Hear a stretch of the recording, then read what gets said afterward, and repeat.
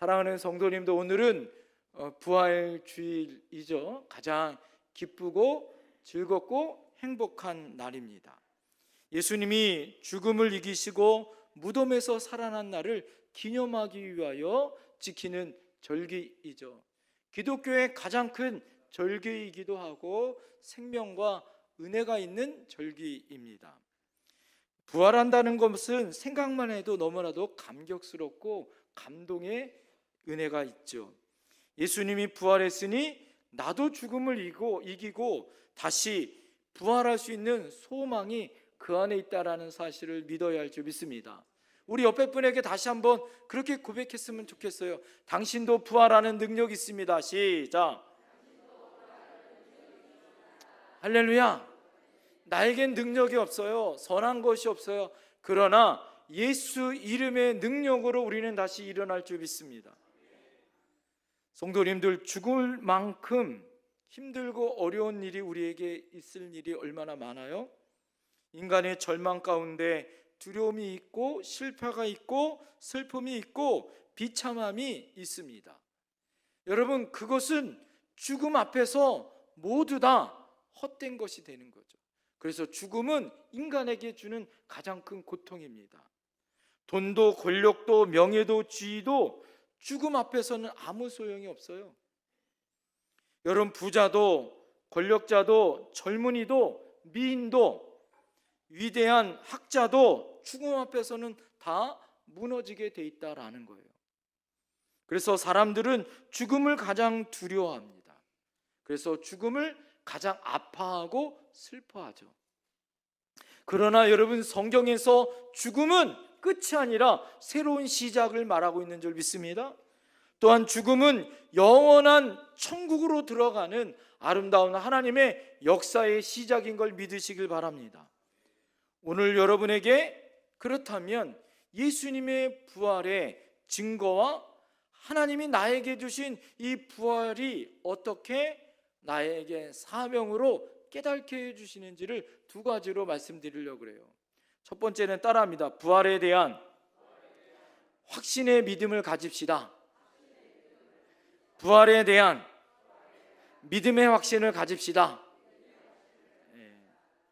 오늘 여러분, 예수님은 우리의 모든 인류의 모든 죄를 짊어지시고 십자가에서 죽으셨을 뿐만 아니라 3일 만에 다시 살아나시는 여러분 승리의 주님인 걸 믿으시길 바랍니다.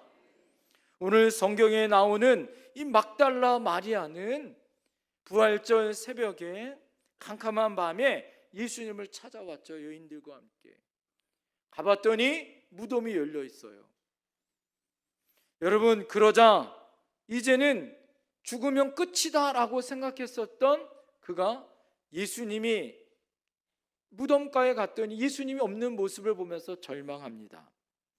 여러분, 그가 무덤 앞에서 대성통곡을 하였다라고 성경은 나와요.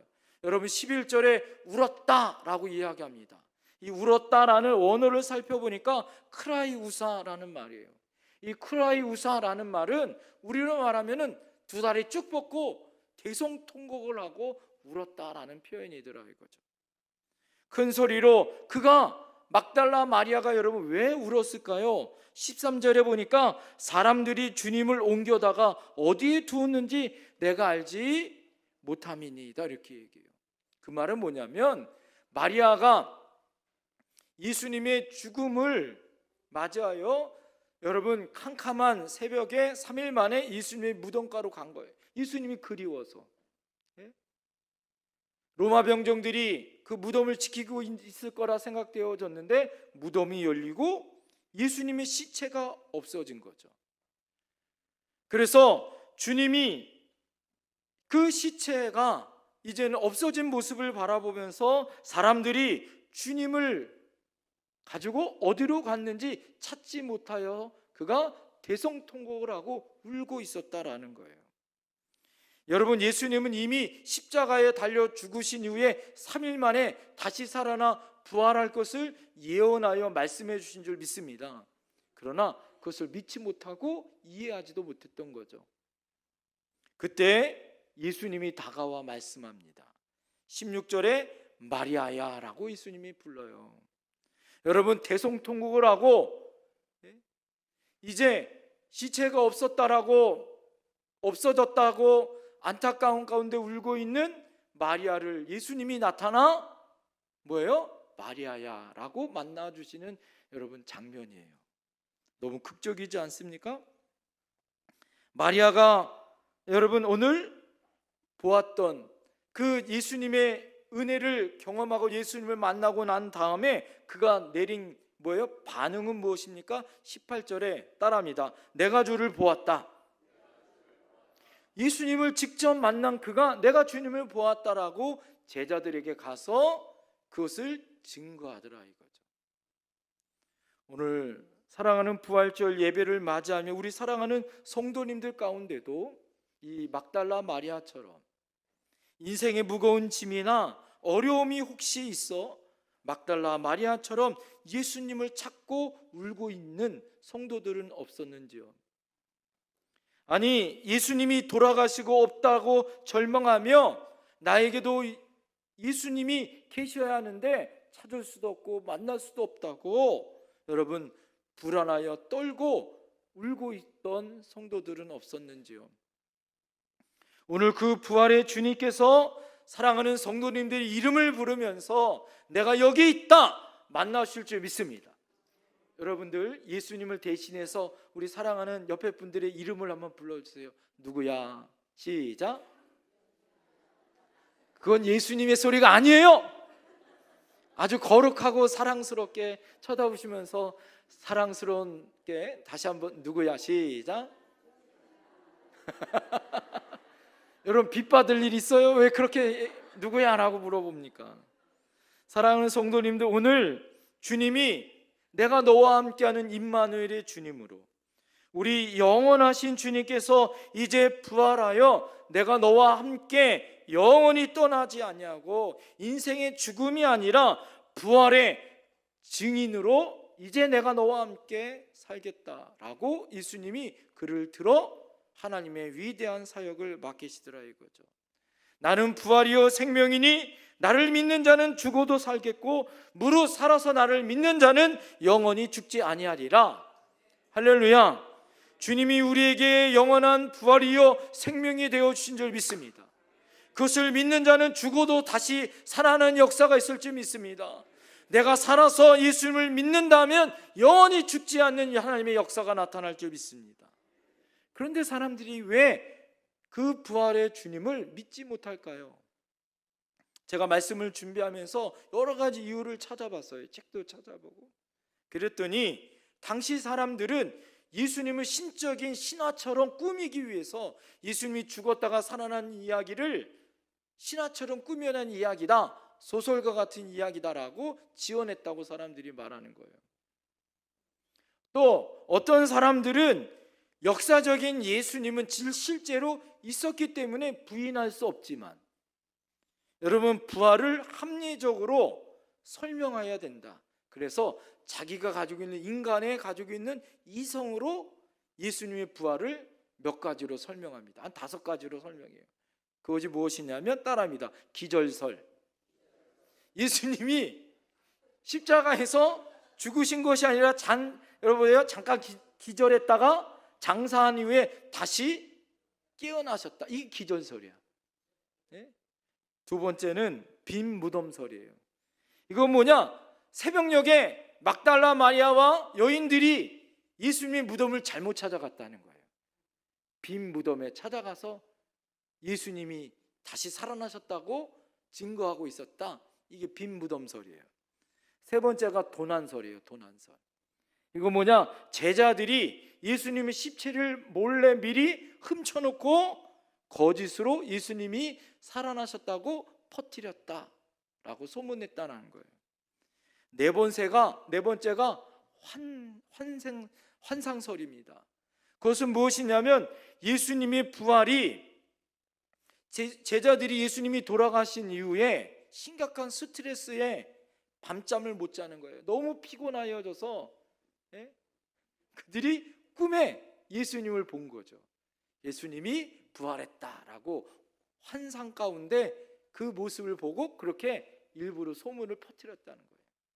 다섯 번째가 신비설입니다. 그 당시의 주변에 바벨론 신화와 동방 신화에 의하면 죽은 자가 다시 살아난다는 설화가 있었다는 거예요. 그래서 예수님도 그런 설화처럼 부활설을 퍼뜨렸다. 여러분, 이것이 역사적인 예수님을 꾸며내서 사람들이 이야기했다라는 거예요. 이것이 기독교 역사상 실제로 그렇게 나타났다는 거죠. 그러나 여러분, 예수님의 부활은 부인할 수 없는 역사적인 사실인 줄 믿습니다. 예수님은 분명히 죽으셨고, 여러분, 무덤에 묻히셨고, 그곳에서 부활하여 빈 무덤에서 다시 살아나신 줄 믿습니다. 오늘 성경의 6절 7절에 보면 예수님의 시신이 묶여 있었던 세마포가 가만히 있었어요. 여러분, 예수님의 세마포를 이렇게 묶어 두었는데 예수님이 만약에 바깥에서 살게 하고 시체를 꺼냈다면 세마포가 어떻게 돼요? 풀어져 있어야 되잖아요. 그런데 오늘 성경에 보면 예수님의 세마포가 그대로 묶여 있고 신기하게 예수님의 시체만 나오신 거예요. 이게 부활의 증거다 이거죠.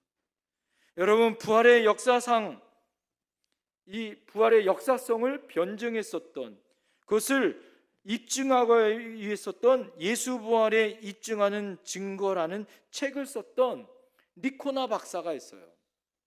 그 박사가 이 무신론자들과 성경의 학자들 중에 예수님의 부활을 부인하는 사람들에게 부활에 대한 최소 5가지는 부인할 수 없는 5가지의 역사의 팩트가 있다, 사실이 있다. 그 5가지를 뭐라고 얘기하냐면, 첫 번째가 예수님이 십자가에서 죽으셨다는 사실, 첫 번째.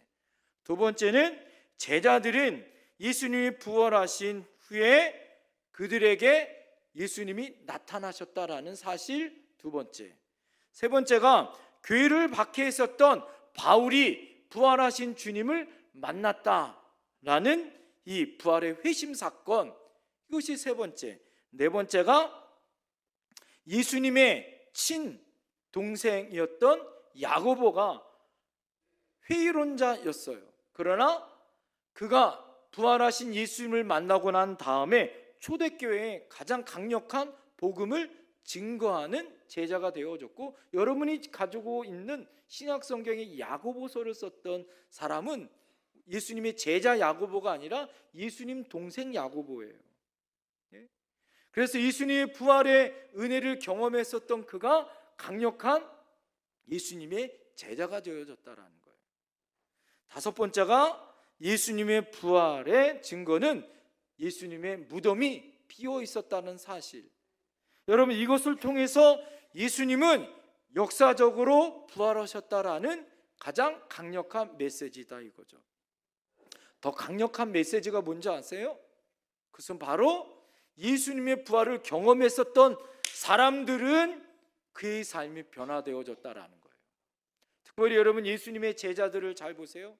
예수님이 십자가에 돌아가실 때 여러분, 예수님의 제자들이 어떻게 했습니까? 다 도망갔어요. 흩어졌어요. 그러나 그들이 예수님의 부활을 경험하고 만난 이후에 예루살렘으로 왔어요. 성령의 은혜를 경험하고 부활의 주님을 만나고 난 다음에 그들은 어떻게 됐습니까? 모두 다 여러분, 예수님의 증인이 되어졌습니다. 적어도 예수님의 부활을 그들은 4번 정도 봤어요. 예수님이 부활하고 3일 만에, 그리고 8일이 지나서 가른 도마와 함께, 그리고 요한복음 21장에 보면 그들이 고향 땅에 있을 때 예수님을 다시 만나죠.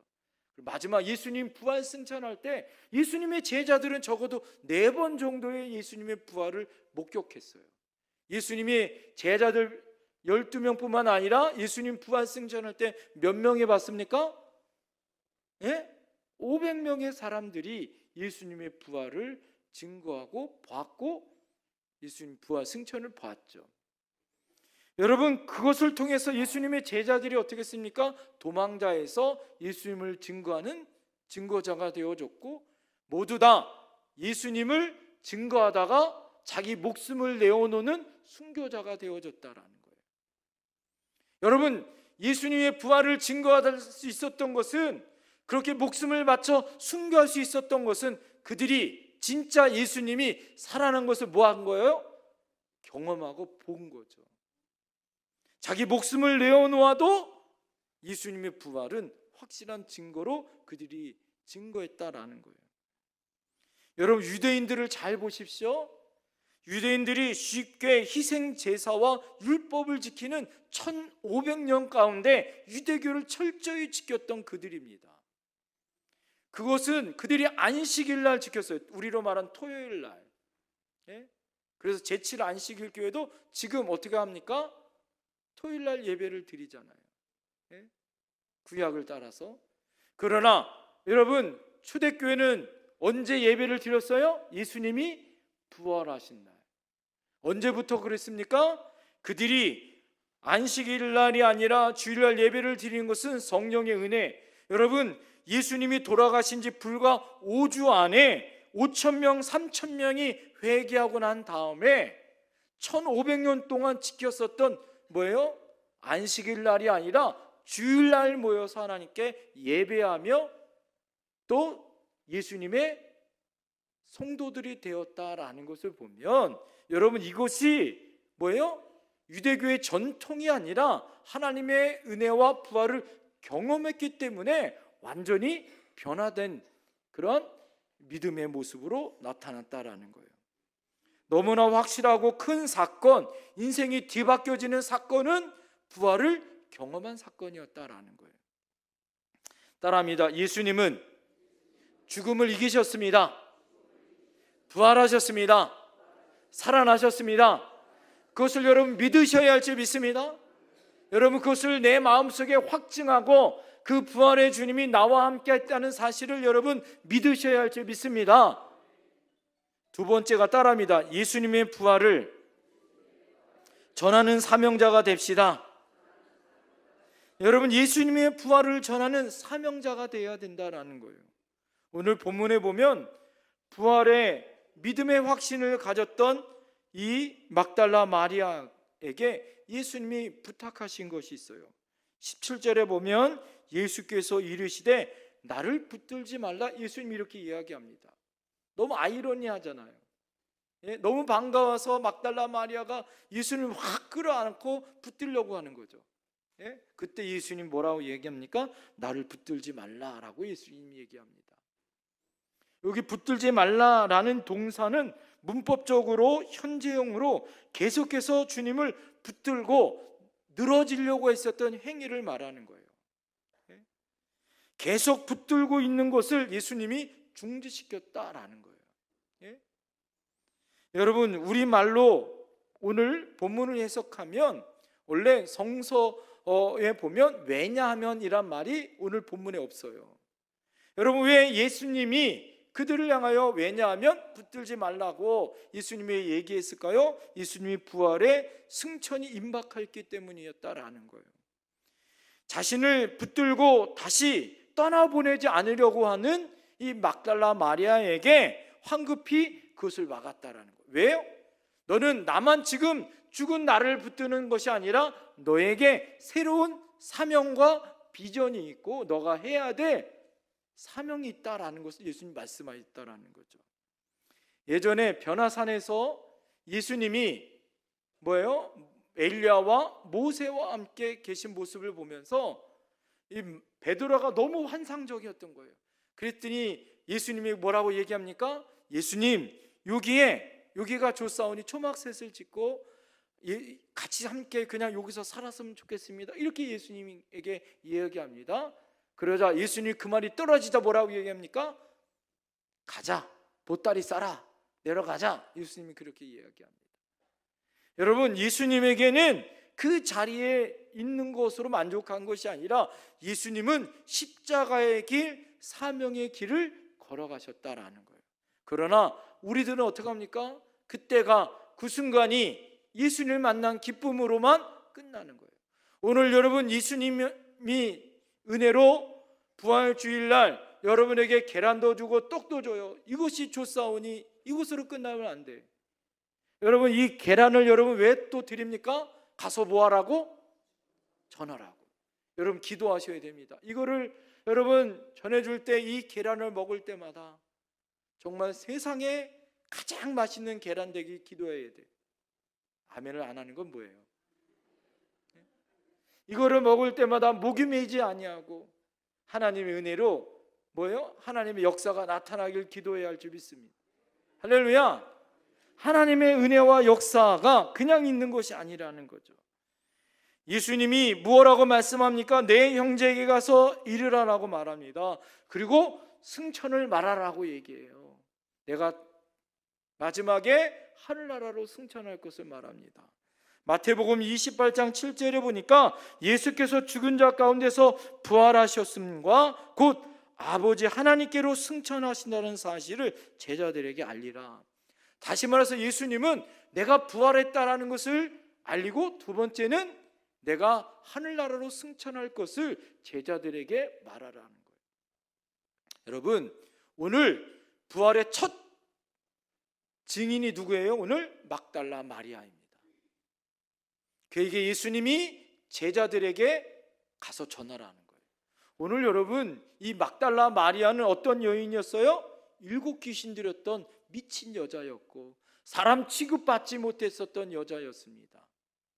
그런데 인류의 죽으신 예수님을 가장 처음 목격했던 여자고, 예수님의 가장 기쁨의 소식을 예수님의 제자들에게 전할 수 있었던 최초의 여인이었어요.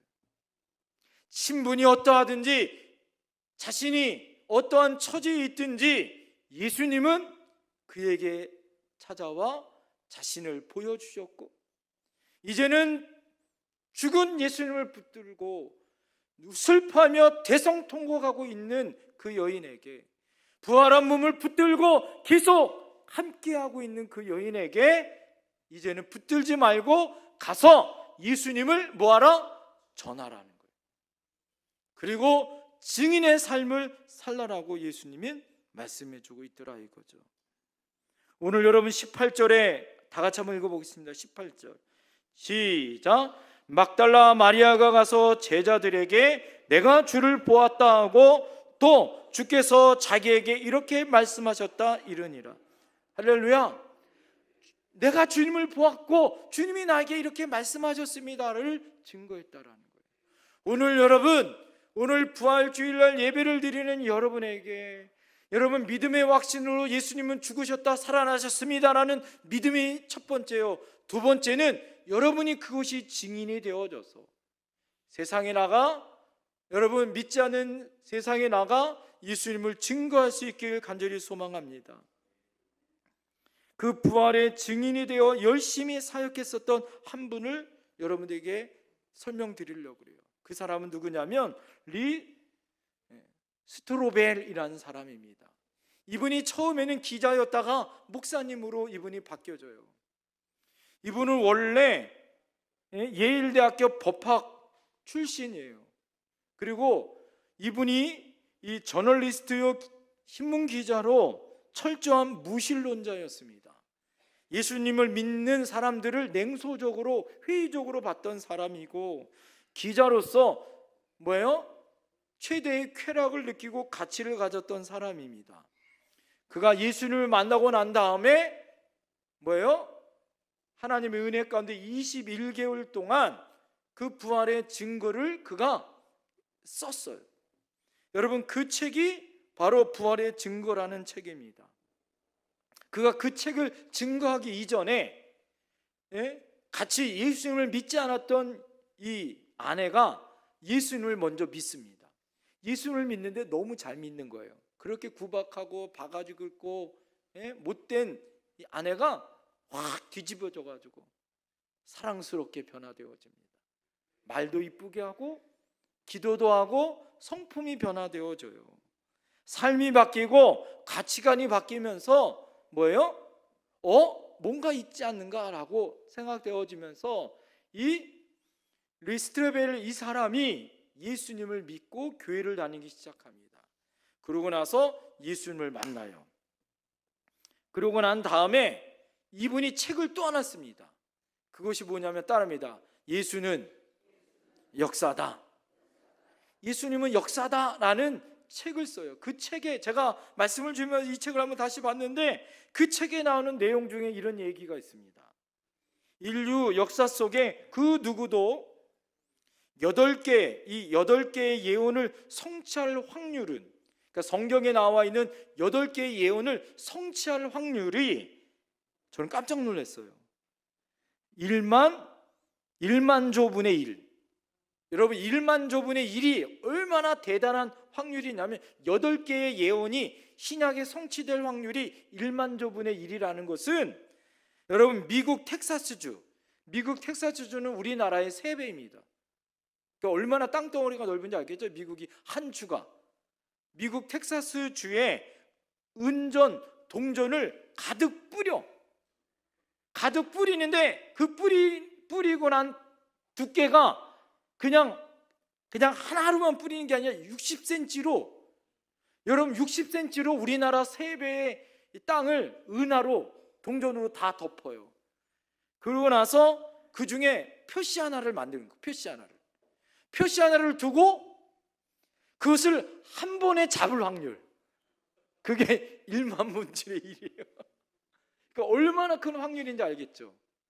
그런데 예수님은 성경에, 구약에 300번의 예언이 응답되어진 줄 믿습니다.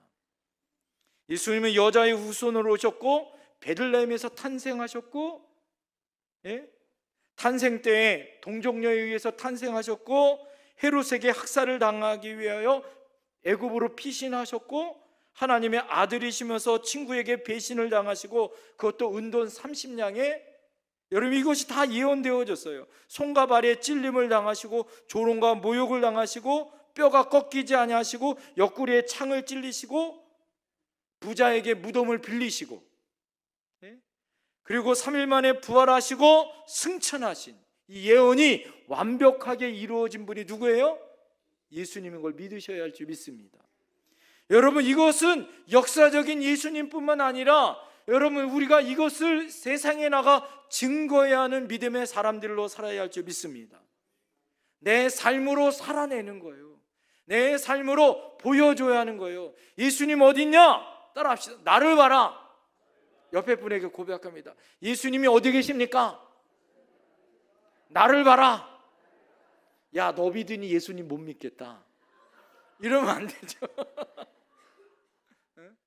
따라합시다. 옆에 분에게, 당신을 보니 진짜 예수님 살아계시네요. 진짜 예수님 믿고 싶습니다. 영택교회 다니고 싶습니다. 어느 교회? 여러분, 그런 하나님의 역사에 그런 주인공이 되어야 할 줄 믿습니다. 여러분, 예수님은 지금도 살아계신 줄 믿습니다. 사망 권세를 이기시고 우리를 이기실 줄 믿습니다. 그것을 믿으실 때마다 주 예수를 믿으라, 그리하면 너와 내 집이 뭘 얻어요? 구원을 얻는 줄 믿습니다. 그것을 증거할 수 있는 사명자로 우리를 부르실 줄 믿습니다. 그래서 오늘 여러분, 계란을 가지고 나갈 때, 여러분 올해 특별히 전반기 4월 26일 마지막 주에 그 영혼들이 돌아올 줄 믿습니다. 4월 한 달 동안 여러분 전도하셔야 돼요. 할렐루야. 그 영혼이 돌아올 줄 믿습니다. 내가 그것의 증인이 되어주고 여러분 증거하는 복음 전도자가 되어야 할 줄 믿습니다. 기도하겠습니다.